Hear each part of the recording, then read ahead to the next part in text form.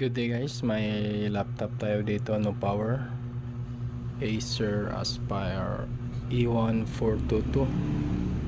So bali kahit isaksak mo yung power supply, i-power on mo, wala siyang power. At yung power supply niya okay naman, nag-function naman yung power supply niya. So suspect natin may short sa motherboard. Ngayon binunot ko na yung motherboard, na-remove natin yung CMOS battery at i-check natin kung anong problema guys. So unang gawin guys, gamit tayo ng power supply, on natin kasi maganda to pang troubleshoot compare dun sa mga charger, magti-drift off yun eh. Ito pag saksak natin dito, malaman natin kung shorted ba yung motherboard. Saksak natin guys, tignan natin kung ayan, naging 2 volts na lang, tapos 3 amperes. So may problema dito guys. Dito yan patungo yung kanyang wire doon sa socket, at may uminit dito. Ito yung power supply section nya. So try natin ulit at saka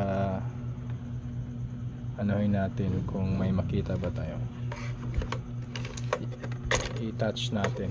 Teka lang ha, try natin try natin sa microscope guys kung may makita ba tayo. Yan.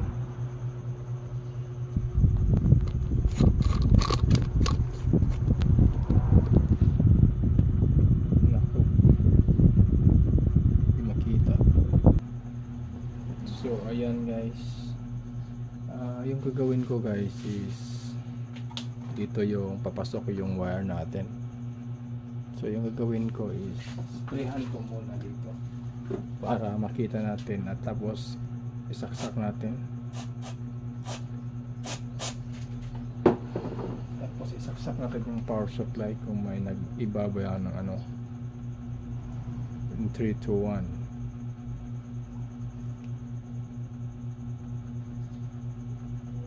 Ayan.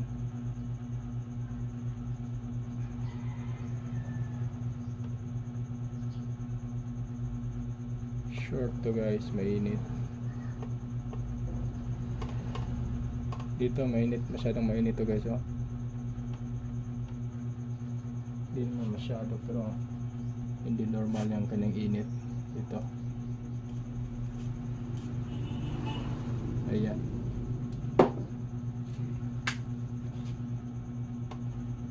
Isang ano to, MOSFET. So tignan natin guys, papasok dito. Ayan, may mga capacitor dito eh, kaya unahin natin yung capacitor pag testing. So punta tayo guys sa beep mode muna. Yan. So isang probe sa ground, pwedeng red sa ground. Dito yon, dyan isang probe dyan, tapos isang probe dito sa mga capacitor. Ayun, nakita natin na itong capacitor na to ay short. Nag-beep siya dalawa. Dapat isa lang nag-beep nito, isa lang ground eh. Ibig sabihin may problema dito guys. Pwede itong sira, pwede rin na may ibang component na sira. Same sila ng reading guys. So short talaga to.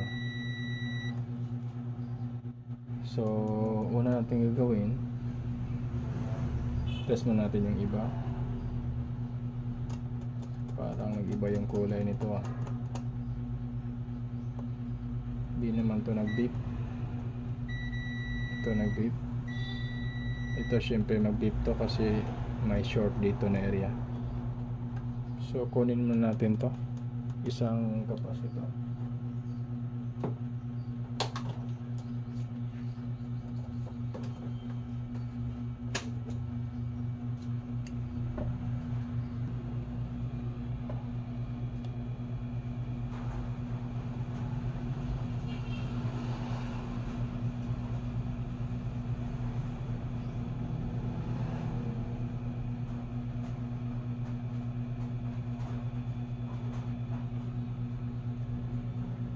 So natanggal na yung capacitor. Ito yung capacitor guys. Yan. Dito galing. So i-test natin yung capacitor kung short ba yung capacitor.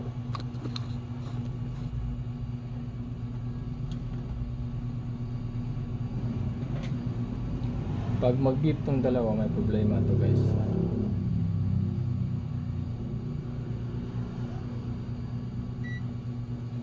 Ayan. Ibig sabihin, isa lang yata ng beep. Okay lang to. Walang problema dito.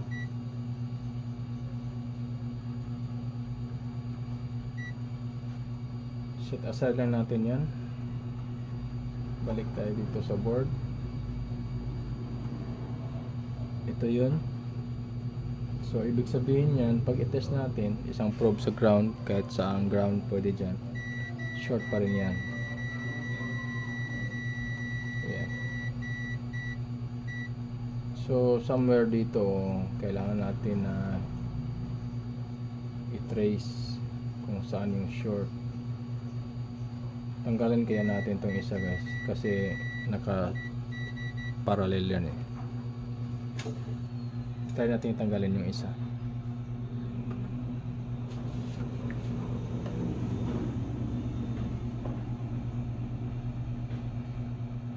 So tandaan nyo lang yung posisyon niya.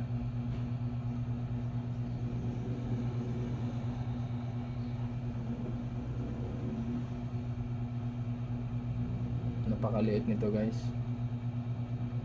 kaya need ng microscope. Ayan, natanggal natin yung capacitor na maliit. Tapos same pa rin, isang probe sa ground. Ayan, ito. Kahit saan dyan, pwede dito ground yan. Tapos balik tayo dito. Ayan, short talaga guys yung area. Ito. So wala dito yung problema guys. Kailangan natin i-trace. Ibalik na lang natin ulit para di mawala yung parts.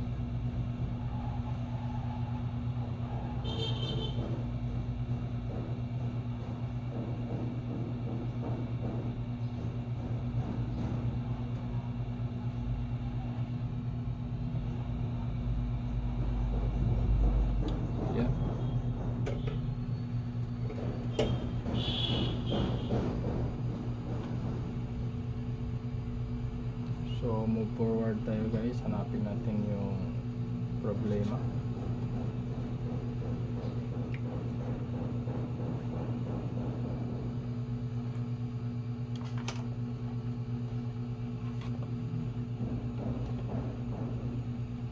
So yung gagawin kong mag-random test lang muna ako ng mga capacitor dito sa mga supply. Pag may mga coil guys na ganito, may mga supply yan. So yung gagawin ko, mag-random test muna ako sa mga supply.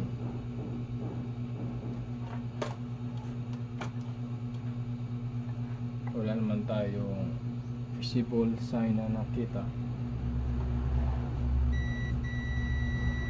Short guys ito. Malayo to dun sa ano, dun sa so yung kanyang power rail 19 volts. Dito may short din, galing tayo dun malayo, so walang problema dun. Dito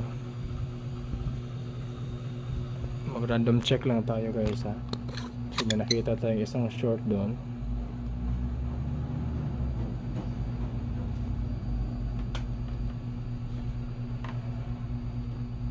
Tignan natin natin sa ibang area.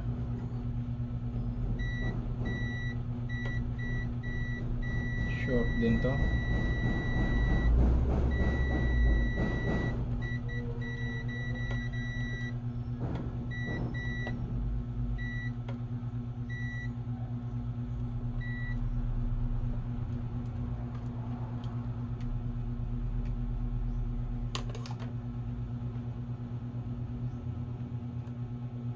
Random lang tayo guys ha. Okay dito. Okay.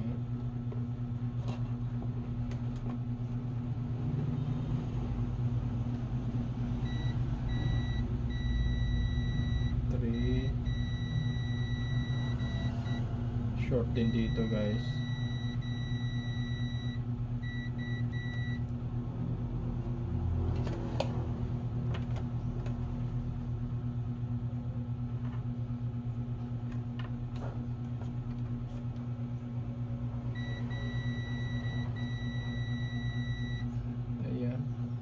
Pero ito iba yung kulay niya. Itong fuse, okay yung fuse. Ito yung iba yung kulay niya. So note natin yan.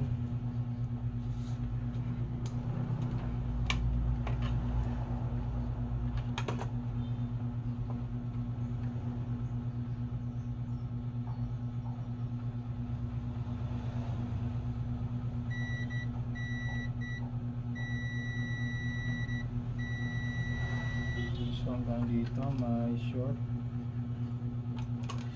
So ang daming possible na suspect guys.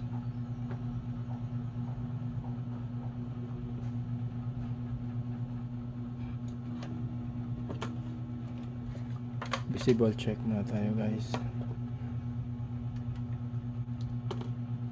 Ang dumi na pala dito sa ilalim.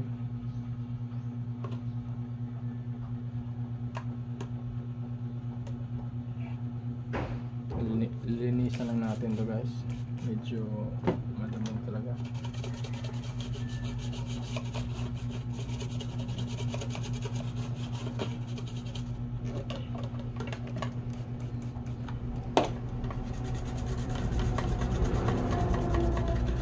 Alcohol lang ginamit kong panglinis. Make sure lang na dry talaga siya before kayo mag feed ng voltage or mag-test.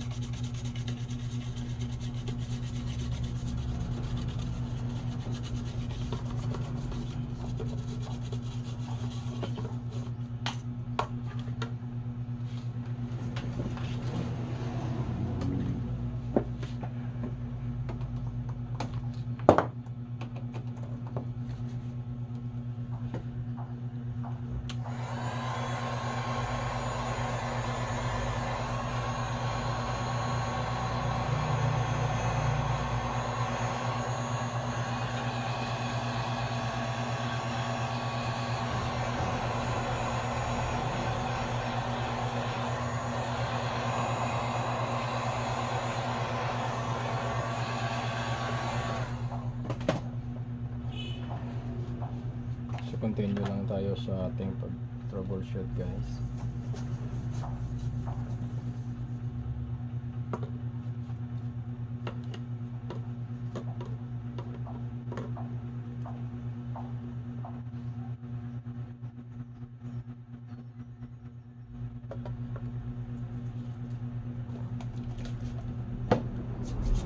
So yung gagawin ko guys, kasi halos short yung mga section ng supply dito, may short din sa power supply section na to, at saka dito rin. So yung gagawin natin, kukunin natin yung capacitor na nagre-receive ng 19 volts or yung itong may malaking board. Tingnan nyo, ito malaking linya rail, ito yung tatawag na 19 volts rail. Yan yung mga nakalinya dyan guys,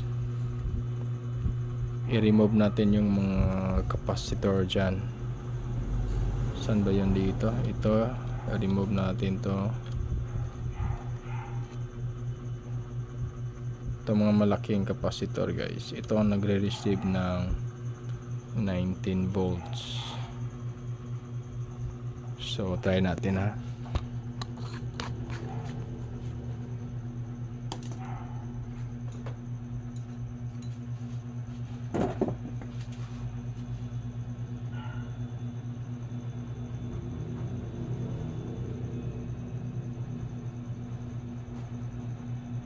Pati yung isa nakita natin dito na ito, yung nakita natin na iba yung kulay, remove natin.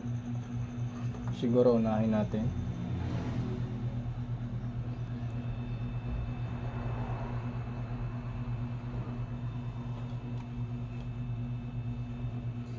Unahin natin yan.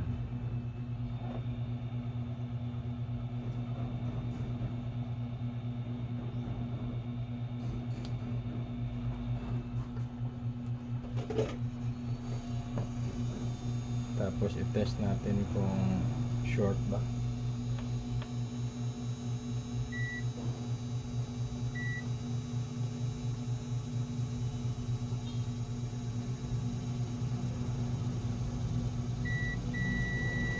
So short pa rin guys.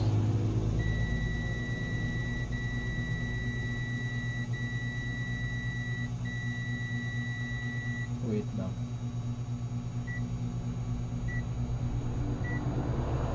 May short pa rin, so balik na natin para di tayo so walang problema yan.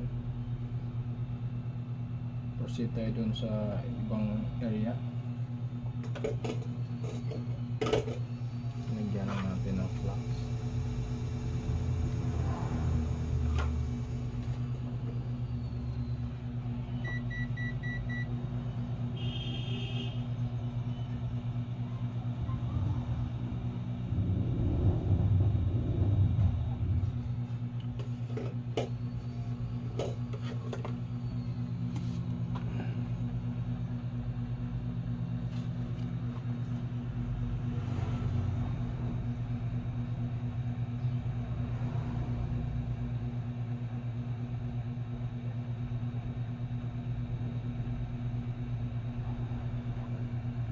I-remove ko na yung mga suspected natin na area.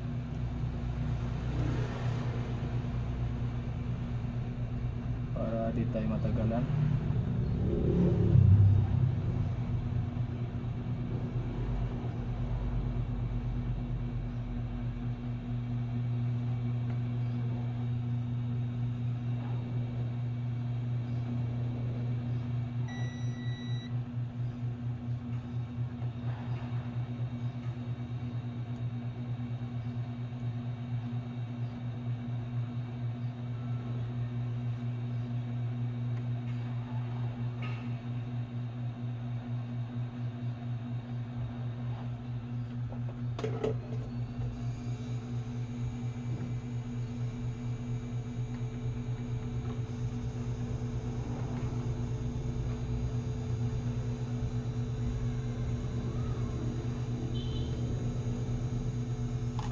So yung ginawa ko guys, na-remove po yung mga suspected na area natin tulad nito. Ito. So na-remove natin to galing dito. Ito rin galing dito. Ito galing dito. Ito dito. So na-remove natin. Tapos mag-continue test tayo guys.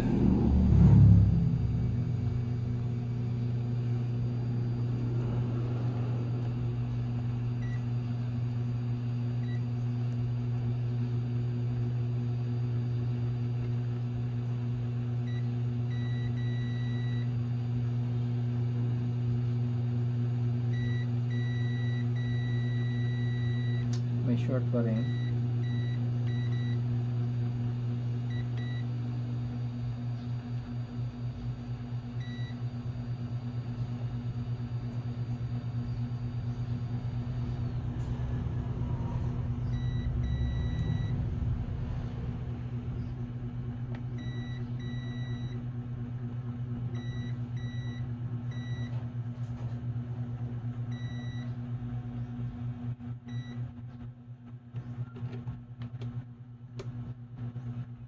So sadly may short pa rin guys. So ibalik ko na lang yun at same pa rin yung ating gagawin.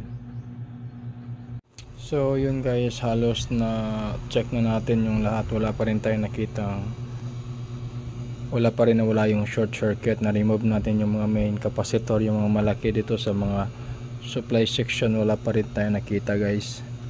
So kung i-test mo natin itong mga coil, same procedure pa rin. Sa ground yung isang probe, wala namang nag short sa mga coils guys. So wala na tayo sa harap, sa likod na naman tayo. So dito sa likod wala naman tayong masyado. Ito short to guys, dito may short to dito area. Sa likod niyan may short din, may ano din, may mga capacitor din tayo nakita dito. Ay, test ko muna guys.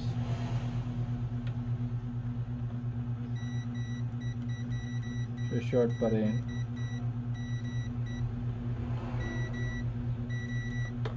So try natin i-remove to. Ito lang yung part dito na short.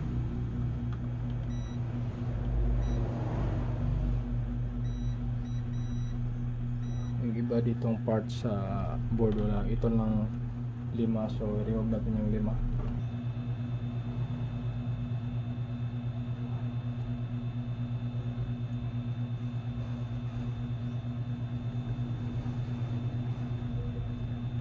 Yan.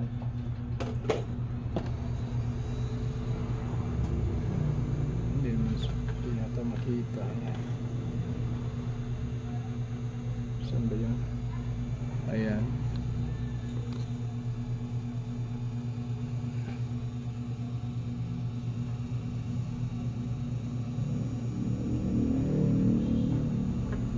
So na-remove natin yung 5 capacitor guys. So check natin kung may short yung isa. Saan ba yan?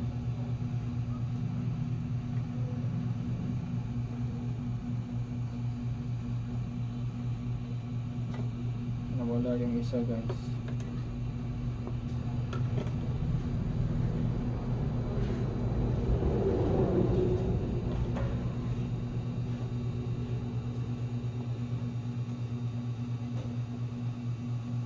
Sige lang, i-test lang natin.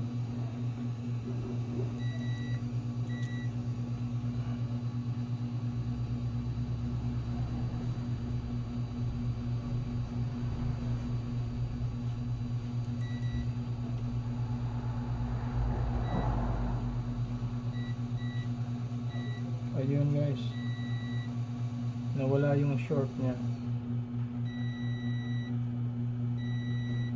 Tingnan nyo, isang side lang nag-beep.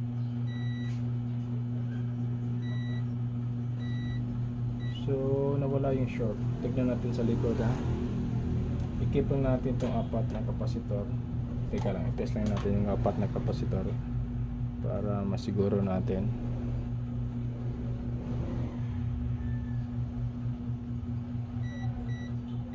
Okay to.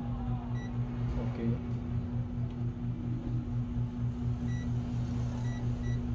Okay to. So yung isa dito guys, yung short, yung talsik, sana yun. Yun yata yung may problema. Parang may claw yata tayo. So i-set aside lang natin to. Dahil i-check natin yung back portion na may mga short kanina.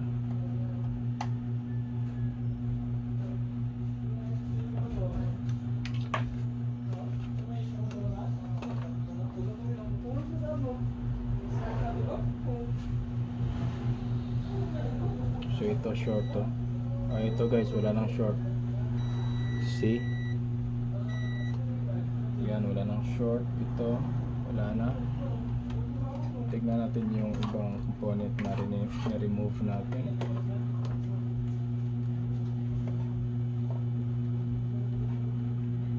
Ito kanina, short to kanina. Wala na. Saan pa yung remove natin? Ito. Ayun. Wala Wala nang short guys. Ito. Saan ba yan?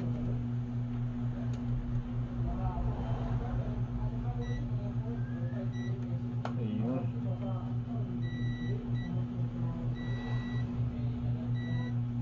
Wala nang short guys. Yung isa, saan ba yung isa na nag-iba yung kulay? Dito. Yan. Ito short to kanina. Wala nang short. So yung tumalsik nasa gitna guys, yun ang problema.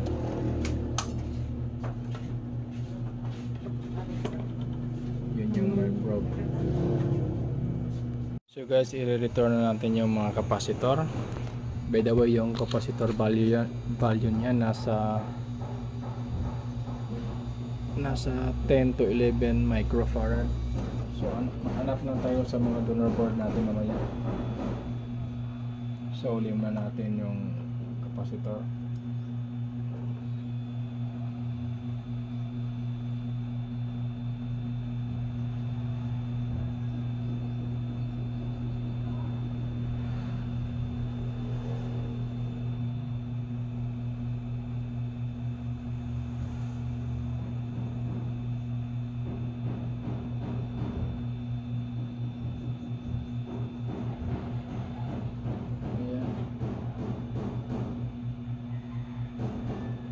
Don't worry kasi nakaparallel naman yan guys. Yung isa na lang, hanap tayo ng 11 to 12, 10 to 11 na capacitor. So may nakita ako dito 10 microfarad guys. Dito ko nakita sa donor board. Ayan, ito yung ipalit natin dito sa gitna.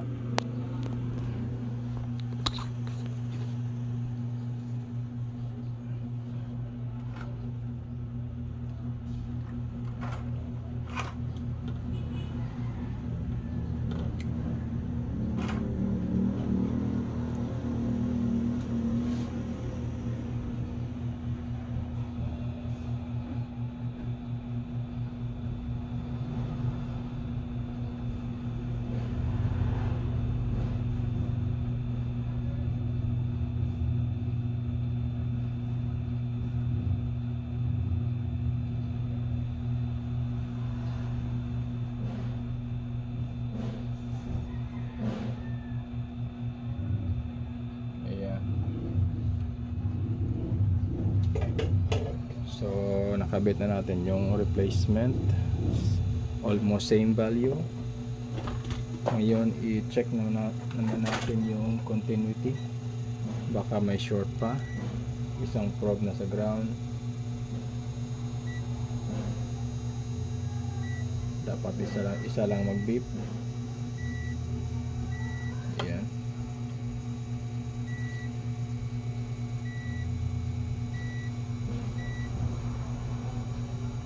Ayos guys, wala nang short.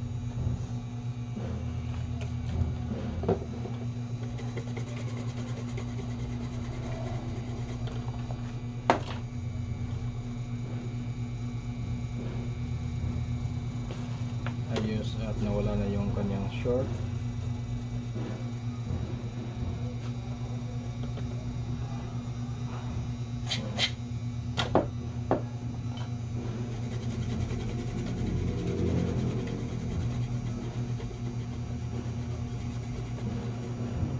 Ngayon, i-test na natin yung laptop guys.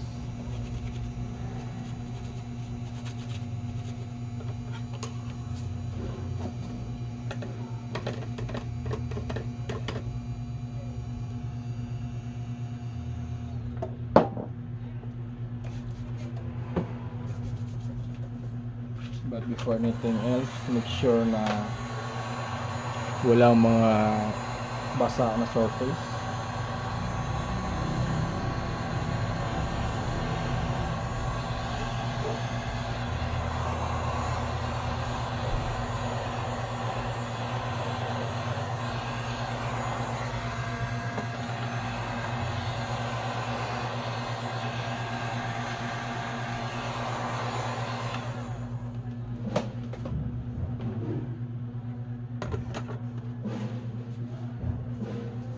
balik natin ang CMOS battery.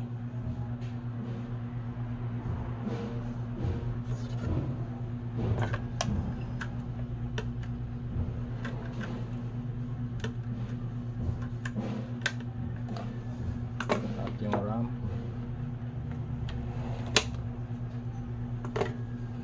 Tapos saksak natin yung power supply natin. Tignan natin kung mag-zero ba yan. On natin 20 volts.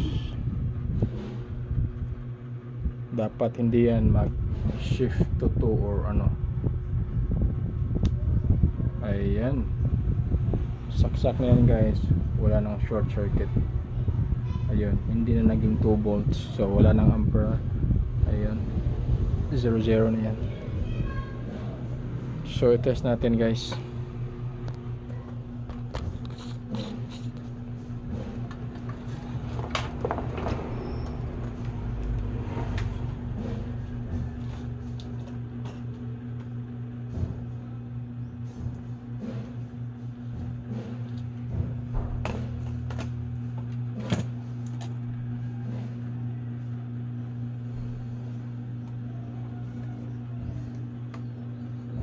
May physical power button to, so okay lang.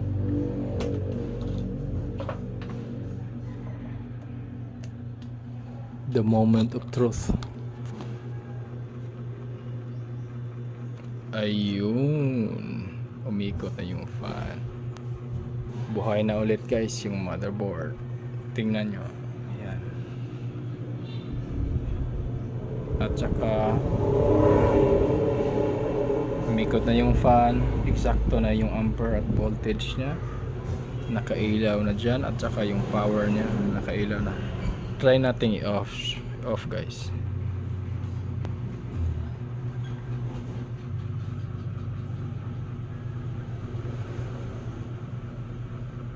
Ayan, off na yan.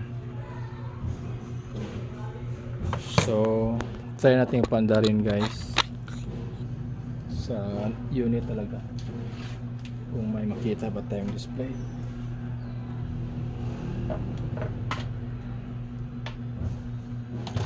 Kasi sabi nila sira din daw yung LCD nito, pero di ako sure kung ibig sabihin nila no power ba or sira ba yung LCD.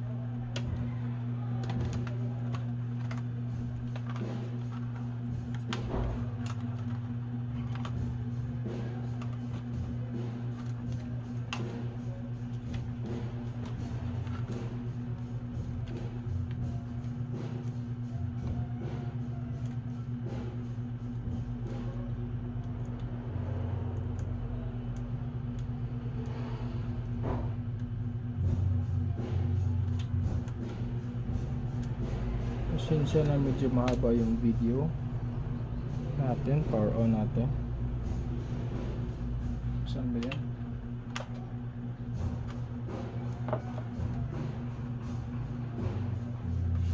Hopefully may display tayo. Ayun, may display na.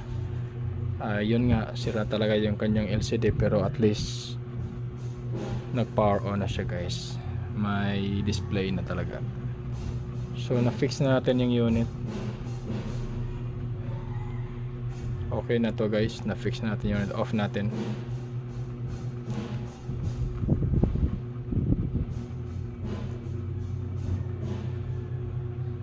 So ayan. So try natin guys ikabit yung hard drive niya.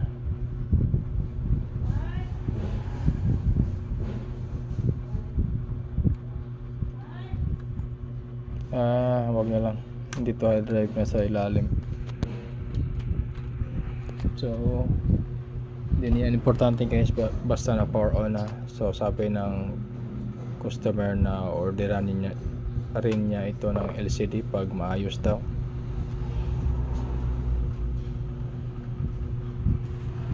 Ayan, so goods na yan guys.